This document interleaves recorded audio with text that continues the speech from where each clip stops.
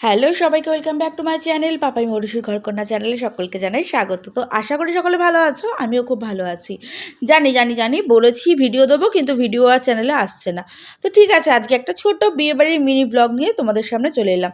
দেখতেই পাচ্ছ আমি রেডি হয়ে একেবারে এসেছি, আর এই যে পাপাইয়ের বিয়েবাড়ি যাওয়ার জন্য সাজগোজ, আর চোখ মুখ দেখে বুঝতেই পারছো কিছু একটা হয়েছে। হ্যাঁ, পাপাইয়ের শরীরটা খুব একটা জুতের নেই, জ্বর এসেছে, যার কারণে চোখ মুখের অবস্থা এই রকম।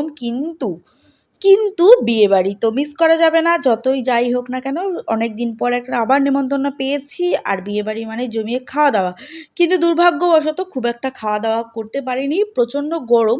জানি এবার তোমরা বলবে গরমের মধ্যে বিয়েবাড়ি যাচ্ছ, কি করব। খুব ক্লোজ রিলেটিভের বিয়ে, যার কারণে যেতে হয়েছে। এই যে এখানে আমার বাড়ির লোক সবাই মোটামুটি রয়েছে। চলো চলো তোমাদেরকে আগে একটু বর বউয়ের সাথে দেখা করিয়ে নিয়ে আসি। এই যে আজকের বর আর কনে, এদেরই রিসেপশনে আমরা আজকে এসেছি।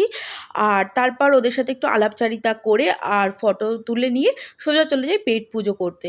কিন্তু ওই যে বললাম পাপাইয়ের শরীরটা ভালো নেই, তাই পাপাইয়ের দুর্ভাগ্যবশত পাপাই সেরকম কিছু খেতেই পারেনি। যে জমিয়ে খেতে ভালোবাসে, প্রচণ্ড খাদ্যরসিক একটা মানুষ, সে কিন্তু বিয়েবাড়ি গিয়ে যেই আশাতে বিয়েবাড়িতে নাচতে নাচতে গেছিল, সেই আশা কিন্তু পাপায়ের একদমই পূর্ণ হয়নি। এই একে একে আমার পাতে সবও তুলে দিচ্ছিল, এই দেখতেই পেলে তোমরা।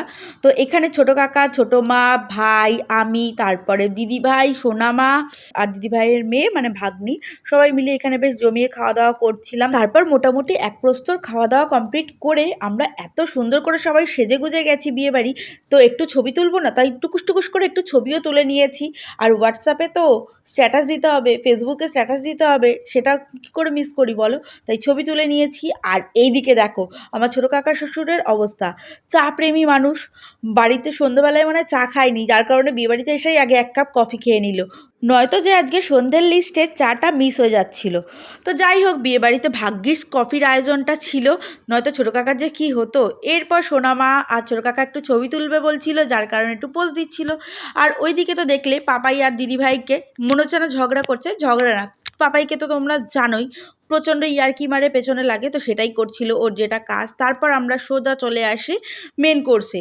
আর ওয়েট করিনি, কারণ পাপাইয়ের শরীরটা হঠাৎ করে খুব খারাপ হয়ে যায়, যার কারণে আমরা সোজা চলে আসি মেন কোর্সে। আর স্টার্টার খাওয়ার পর খুব একটা পেটে জায়গাও তখন ছিল না, যার কারণে দুটো নান, একটু চানা আর একটু মাটন বিরিয়ানি খেয়ে মোটামুটি বিয়েবাড়ির খাওয়াটা কমপ্লিট করলাম। ও সাথে আইসক্রিম খেয়েছিলাম, কিন্তু এত ভিড় হয়ে গেছিলো যার কারণে ভিডিও করা হয়ে ওঠেনি।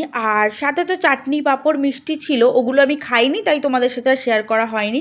আর এখানে ছিল বাইরে পানের কাউন্টার, পানও আমি খাই না, তো তাও আমি পানের কাউন্টারটা একটু তোমাদের সাথে শেয়ার করলাম। এত সাজানো গোছানো ছিল, যার কারণে একটু ভাবলাম তোমাদের সাথে শেয়ার করি। তো তারপর সোজা চলে এলাম বাড়ি। তো দেখা হচ্ছে নেক্সট ভিডিওতে। আজকের মতো টাটা, সবাই ভালো থেকো, সুস্থ থেকো।